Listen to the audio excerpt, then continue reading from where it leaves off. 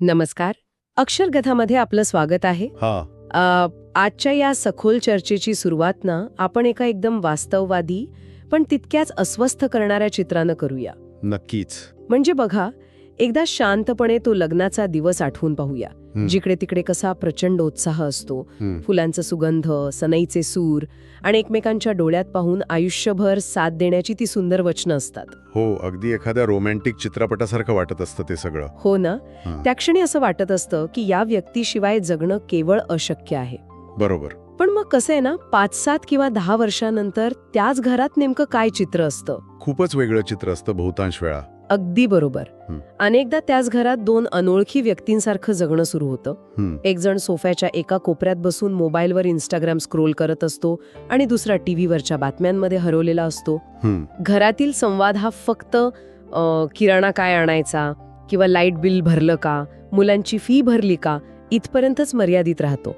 आपण आपल्या जोडीदारासाठी खष्टा खात असतो, राबत असतो, पण तरी त्यांना ते जाणवत का नाही, हा प्रश्न कधीतरी छळतोच ना आपल्याला. बरोबर आहे. लग्नाच्या दिवशी ओसंडून वाहणारं ते अथांग प्रेम नक्की जातं कुठे?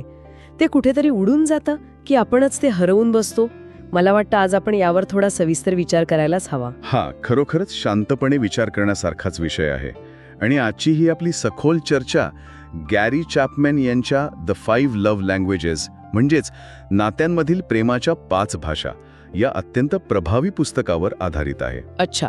पण कसं आहे ना, या चर्चेचा मुख्य उद्देश केवळ या पुस्तकाचा एक वरवरचा सारांश देणं किंवा नुसती एक यादी वाचून दाखवणं हा अजिबात नाहीये. मग नेमकं काय उद्देश आहे आपला? तर 2 जीवांमध्ये सुरुवातीला असलेलं ते उत्कट प्रेम कालांतराने का अटतं, संवादाची दरी नेमकं कोणतं वळण घेतल्यावर निर्माण होते आणि सर्वात महत्त्वाचं म्हणजे ती दरी कशी भरून काढायची याचं एक मानसशास्त्रीय आणि भावनिक उत्तर शोधणं हा आपला आजचा मुख्य हेतू आहे. हे खूपच गरजेचं आहे, कारण मला ना या पुस्तकातील एक संकल्पना अत्यंत भावली. ती म्हणजे भावनिक प्रेमाची टाकी किंवा इमोशनल लव्ह टँक. हो, ती खूपच सुंदर संकल्पना आहे. म्हणजे हे रूपक किती चपखल आहे ना. जशी एखादी गाडी चालवण्यासाठी इंधनाची किंवा पेट्रोलची गरज असते आणि पेट्रोल संपलं की गाडी जागच्या जागी थांबते, तशीच नातं सुरळीत चालवण्यासाठी या भावनिक टाकीत प्रेमाचं इंधन सतत असावं लागतं. अगदी बरोबर. आणि आजच्या जगातला एक विरोधाभास बघा. आपण आपल्या मोबाईलची बॅटरी किती टक्के उरली आहे हे दिवसातून 10 वेळा तपासून पाहतो. हो ना, 20% आली की आपली अस्वस्थता वाढते. एकदम खरंय. आपण वेड्यासारखे चार्जर शोधायला लागतो, पण आपल्याच घरात आपल्या अगदी जवळच्या व्यक्तीच्या प्रेमाची टाकी रिकामी तर झाली नाही ना, हे तपासायला आपण पूर्णपणे विसरून जातो. वर्षानुवर्षे ती टाकी कोरडी ठाक असते आणि आपण मात्र नात्याची गाडी धावत नाहीये म्हणून नुसती तक्रार करत बसतो. हे अगदी तंतोतंत खरंय. आणि यातली सर्वात रंजक आणि थोडीशी धक्कादायक गोष्ट अशी आहे की आपण ज्याला प्रेमात पडणं समजतो तो बहुधा एक तात्पुरता भावनिक आणि रासायनिक उच्चांक असतो. रासायनिक उच्चांक म्हणजे नेमकं काय? म्हणजे विज्ञानाच्या आणि उत्क्रांतीच्या दृष्टिकोनातून याकडे पाहिलं तर हा जो सुरुवातीचा ध्यास असतो, ती जी हुरहुर असते, ती साधारण 2 वर्षे टिकते. निसर्गानेच मानवी मेंदूची रचना तशी केली आहे. अच्छा. जेव्हा 2 व्यक्ती प्रेमात पडतात तेव्हा त्यांच्या मेंदूत डोपामाइन आणि ऑक्सिटोसिन यांसारख्या रसायनांचा पूर येतो. हा तो काळ असतो जेव्हा समोरच्या व्यक्तीचे भयंकर दोषही आपल्याला गोड वाटतात. हो, हे आपण अनेकदा पाहतो. पण बघा, निसर्ग आपल्याला कायम याच अवस्थेत ठेवू शकत नाही. कारण तसं झालं तर आपण बाकीची कामं, करिअर किंवा जबाबदाऱ्या कधीच पार पाडू शकणार नाही. बरोबर आहे. त्यामुळे 2 वर्षानंतर ही रसायने पूर्वपदावर येतात, तो भावनिक प्रभाव ओसरतो आणि आपण वास्तवाच्या धरातलावर येतो. खऱ्या अर्थाने खऱ्या प्रेमाची कसोटी तिथूनच सुरू होते. थांबा. म्हणजे जेव्हा ती सुरुवातीची ओढ संपते, जेव्हा ती हुरहुर ओसरते, तेव्हा ते सुरुवातीचं प्रेम खोटं होतं का? निसर्गानेच आपली फसवणूक केलीये असा याचा अर्थ घ्यायचा का आपण? नाही, ते प्रेम खोटं नसतं. तो एक नैसर्गिक आणि अत्यंत आवश्यक टप्पा असतो जो 2 व्यक्तींना एकत्र आणण्यासाठी निसर्गाने तयार केलेला आहे. पण तिथेच खऱ्या आणि परिपक्व प्रेमाची सुरुवात होते. सुरुवातीचं प्रेम ही एक नैसर्गिक प्रवृत्ती असते, पण त्यानंतरचं प्रेम ही एक जाणीवपूर्वक केलेली निवड असते. जाणीवपूर्वक घेतलेला निर्णय म्हणायचे तुम्हाला? हो, अगदी तेच. जेव्हा ती सुरुवातीची भूल उतरते आणि भावनिक प्रेमाची टाकी रिकामी होऊ लागते, तेव्हाच नात्यात चिडचिड, दुरावा, एकमेकांबद्दलच्या तक्रारी आणि कटकटी सुरू होतात. आणि ही रिकामी झालेली टाकी पुन्हा भरण्यासाठी आपल्याला अत्यंत जाणीवपूर्वक रोज प्रयत्न करावे लागतात. त्यासाठीच जोडीदाराची प्रेमाची भाषा समजणं अत्यंत गरजेचं असतं. हो, आणि हा भाषेचा मुद्दा ना मला एका साध्या उदाहरणातून सांगावासा वाटतो. समजा मला फक्त आणि फक्त मराठी भाषा येत असेल आणि समोरची व्यक्ती फक्त जपानी किंवा फ्रेंच बोलत असेल, तर आपण कितीही मनापासून बोललो तरी संवादाचा पूर्ण गोंधळ उडतोच ना. हो, काहीच अर्थ उरत नाही त्या संवादाला. प्रेमाचंही अगदी असंच आहे. आपण आपल्या परीने प्रेमाची उदाहरण करत असतो, पण जर ती समोरच्या व्यक्तीच्या प्रेमाच्या भाषेत नसेल तर ती त्यांच्यापर्यंत पोहोचतच नाही. अगदी बरोबर. आणि मग आपण म्हणतो की मी इतकं सोय करतो, पण हिच्या किंवा याच्या लक्षातच येत नाही. तंतोतंत असंच घडतं. म्हणूनच आपण एकमेकांच्या भावनिक गरजा कशा वेगवेगळ्या असू शकतात हे समजून घेतलं पाहिजे. पहिली भाषा आहे शब्दांतून व्यक्त होणारं कौतुक. अच्छा. काही लोकांसाठी शाब्दिक कौतुक हे ऑक्सिजनसारखं असतं. त्यांना जिवंत राहण्यासाठी, नात्यात सुरक्षित वाटण्यासाठी शब्दांची गरज असते. तू हे खूप छान केलंस, मला तुझा अभिमान वाटतो, किंवा नुसतंच तू किती छान दिसतीयस, हे साधे शब्द त्यांच्या प्रेमाची टाकी काठोकाठ भरू शकतात. या संदर्भात ना पुस्तकात एका पती पत्नीची खूपच रंजक गोष्ट आहे, ती मला आठवली. त्या पत्नीला तिची बेडरूम रंगवून घ्यायची होती आणि त्यासाठी तिने तिच्या नवऱ्यामागे तब्बल 9 महिने सतत तगादा लावला होता. हो, ते उदाहरण खूपच प्रसिद्ध आहे. म्हणजे ती सतत म्हणायची, बेडरूम कधी रंगवणार, सुट्टीच्या दिवशी नुसते झोपून असता तेवढं काम करा, असा तिचा जप सुरू असायचा. नवऱ्याला जणू काही ती बायको कमी आणि एखादी बॉस जास्त वाटायला लागली होती. आणि त्याचा परिणाम काय झाला तर त्याने ते काम कधीच केलं नाही, कारण सततच्या कटकटीने आणि टोमण्यांनी त्याच्या प्रेमाची टाकी पूर्णपणे रिकामी झाली होती. हां, बरोबर. पण जेव्हा लेखकाच्या सल्ल्यानुसार त्या पत्नीने तो तगादा पूर्णपणे सोडून दिला आणि नवऱ्याच्या इतर चांगल्या कामांचं, म्हणजे त्याने कचरा बाहेर काढला किंवा गाडी धुतली, तर त्या छोट्या छोट्या गोष्टींचं मनापासून कौतुक करायला सुरुवात केली, तेव्हा चमत्कार झाला. काय झालं नक्की? कुठलाही तगादा न लावता त्याने स्वतःहून अवघ्या 3 आठवड्यात ती बेडरूम रंगून पूर्ण केली. मार्क ट्वेन यांनी एका ठिकाणी म्हटले की एका चांगल्या कौतुकावर माणूस 2 महिने जगू शकतो. वाह. ज्यांच्यासाठी शब्द हेच प्रेम असतं, त्यांच्यावर या कौतुकाचा असा जादुई आणि सकारात्मक परिणाम होतो. पण इथेच ना हा विषय खऱ्या अर्थाने रंजक होतो, कारण प्रत्येकालाच शब्दांची भुरळ पडत नाही. काही लोक म्हणतात, शब्दांचं ठीक आहे हो, बोलताय खूप छान, पण माझ्यासाठी तुमच्याकडे वेळ कुठे आहे? बरोबर. अशा लोकांसाठी निव्वळ शब्द पुरेसे नसतात. त्यांना हवा असतो दर्जेदार वेळ, म्हणजेच क्वालिटी टाइम. आता दर्जेदार वेळ म्हणजे फक्त एकाच सोफ्यावर बसून हातात मोबाईल घेऊन किंवा समोर टीव्ही बघणं असा तर नक्कीच होत नाही. नाही, अजिबात नाही. दर्जेदार वेळ म्हणजे मोबाईल बाजूला ठेवून, लॅपटॉप बंद करून एकमेकांना अविभाज्य लक्ष देणं, एकमेकांच्या डोळ्यात बघून संपूर्ण लक्ष केंद्रित करून ऐकणं. कारण या गरजेचा मुख्य गाभा म्हणजे सहानुभूतीपूर्ण संवाद. फक्त शारीरिकदृष्ट्या सोबत असणं आणि भावनिकदृष्ट्या उपस्थित असणं यात जमीन अस्मानाचा फरक आहे. खरंय. पुस्तकात पॅट्रिक नावाच्या पतीची एक अत्यंत बोलकी कथा आहे. त्याची पत्नी जेव्हा जेव्हा ऑफिसमधल्या किंवा दिवसभराच्या तक्रारी त्याच्याकडे घेऊन यायची, तेव्हा पॅट्रिक लगेच एक सल्लागार किंवा समस्या सोडवणारा तज्ज्ञ बनून तिला उपाय द्यायला जायचा. म्हणजे तो लॉजिक लावायचा. हो, तो म्हणायचा, मग तू असं करायला हवंस, मग तू तुझ्या बॉसला असं का नाही बोललीस, अशा प्रकारचा तो थेट उपाय शोधायचा. हे तर आपल्यापैकी बहुतांश जण, विशेषतः पुरुष, अनेकदा करतात. कोणी समस्या सांगितली की आपला मेंदू लगेच एक प्रोजेक्ट समजून उपाय शोधायला लागतो. पण कसं आहे ना, तिला उपाय नकोच होता. तिला फक्त कोणीतरी आपलं ऐकून घ्यावं, आपल्या भावना समजून घ्याव्यात आणि हो, तुझा दिवस खरंच खूप कठीण गेला, इतकीच तिची भावनिक गरज होती.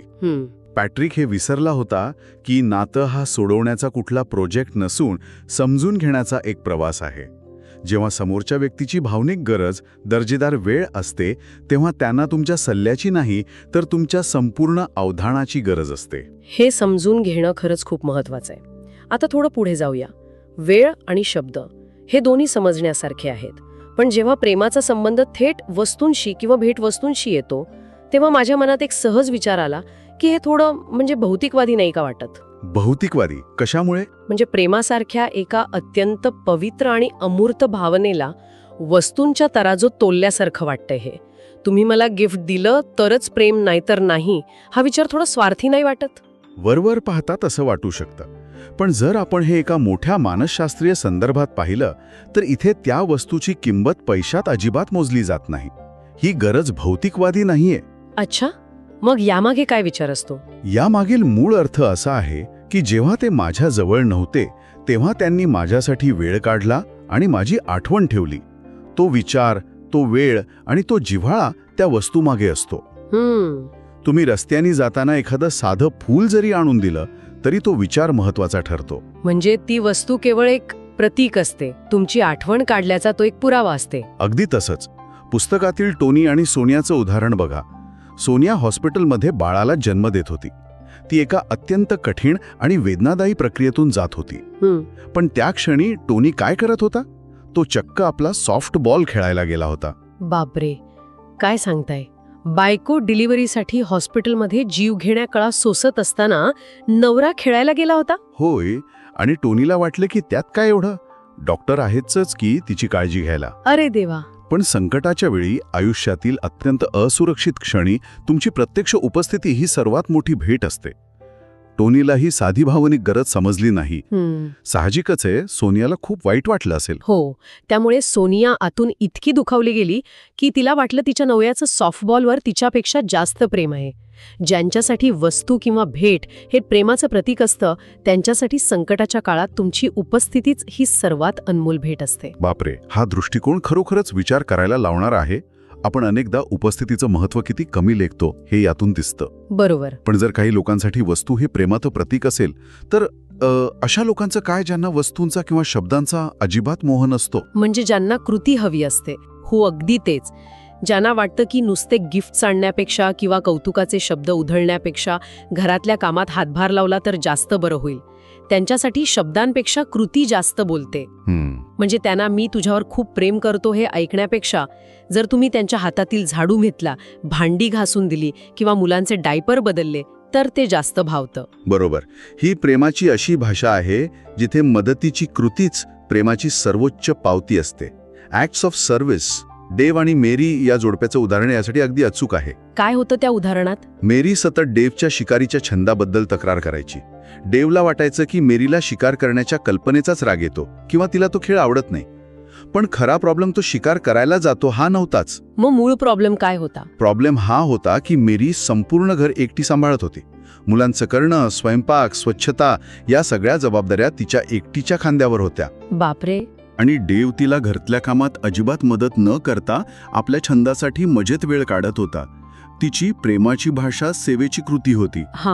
जेव्हा डेवला हे समजलं आणि त्याने जाणीवपूर्वक घरकामात थोडी मदत करायला सुरुवात केली, व्हॅक्यूम क्लीनर चालवायला सुरुवात केली, तेव्हा मेरीची त्याच्या शिकारीच्या छंदाबद्दलची चिडचिड आपोआप पूर्णपणे थांबली. खरंच, म्हणजे आपण जे भांडणाचं मूळ कारण समजतो, जसं की डेवचा शिकार करण्याचा छंद, ते अनेकदा फक्त वरवरचं लक्षण असतं. अगदी बरोबर. खरा आजार आत कुठेतरी वेगळाच असतो, म्हणजेच एकटीवर पडलेला जबाबदारीचा भार आणि त्यातून आलेला थकवा. आता या सर्व संवादात मला एका गोष्टीबद्दल नक्की विचारायचं आहे. बोला ना. काही लोकांसाठी नात्यात सुरक्षित वाटण्यासाठी शब्दांची, वस्तूंची किंवा मदतीचीही गरज नसते. त्यांना गरज असते ती शारीरिक स्पर्शाची, फिजिकल टच. आणि इथे मला मुद्दाम स्पष्ट करावंसं वाटतं की हा केवळ रोमॅन्टिक किंवा लैंगिक स्पर्श नाहीये. हातात हात घेणं, पाठीवर प्रेमानं थाप मारणं, जाता येता नुसताच खांद्याला स्पर्श करणं किंवा संकटात दिलेली एक घट्ट मिठी असू शकते. होय, आणि मानसशास्त्र असं सांगतं की हा स्पर्श थेट आपल्या मज्जासंस्थेला म्हणजेच नर्वस सिस्टमला शांत करण्याचं काम करतो. जो आणि मारिया यांच्या उदाहरणात हेच तर घडलं होतं. अच्छा. जोची भावनिक प्रेमाची प्राथमिक गरज स्पर्श होती, पण मारिया ती समजू शकली नाही. मारियाला वाटलं की आता आपलं लग्न झालंय, पोरबाळ झालीत, मग सतत एकमेकांना स्पर्श करण्याची काय गरज आहे. तिला ते अनावश्यक वाटलं. पण जोसाठी तो स्पर्श म्हणजे मी तुझ्यावर प्रेम करतो, तू माझ्यासाठी महत्वाची आहेस आणि मी इथेच आहे, याचा तो भक्कम पुरावा होता.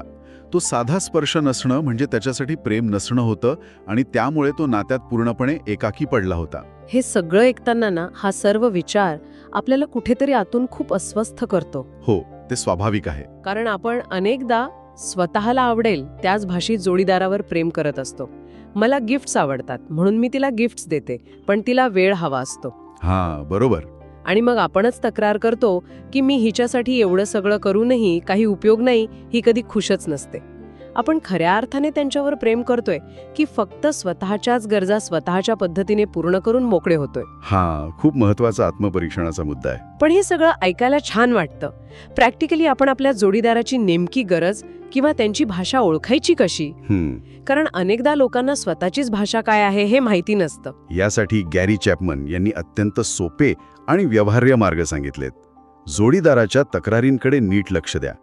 त्यांच्या तक्रारी या नुसत्या कटकटी नसून त्या त्यांच्या रिकाम्या प्रेमाच्या टाकीतून येणाऱ्या आर्त हाका असतात. म्हणजे तक्रारींमधून आपण त्यांची भाषा ओळखू शकतो. अगदी बरोबर. उदाहरणार्थ, जर जोडीदार सतत म्हणत असेल, तुम्ही मला कधी वेळच देत नाही, तर त्यांची भाषा दर्जेदार वेळ आहे. जर ते म्हणत असतील, मी घरात एकटी राबराब राबते, तुम्ही काहीच मदत करत नाही, तर त्यांची भाषा सेवेची कृती आहे. अच्छा.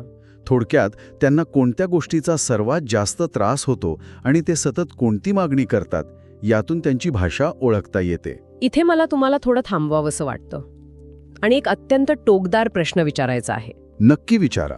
समजा एखाद्या नात्यात इतका दुरावा आलाय, इतकी कटुता निर्माण झाली आहे की आता जोडीदाराबद्दल मनात प्रेम सोडाच, पण फक्त राग आणि प्रचंड तिरस्कार उरलाय. पुस्तकात ॲन आणि ग्लेन ह्या जोडप्याच्या 6 महिन्यांच्या प्रयोगाचं उदाहरण आहे.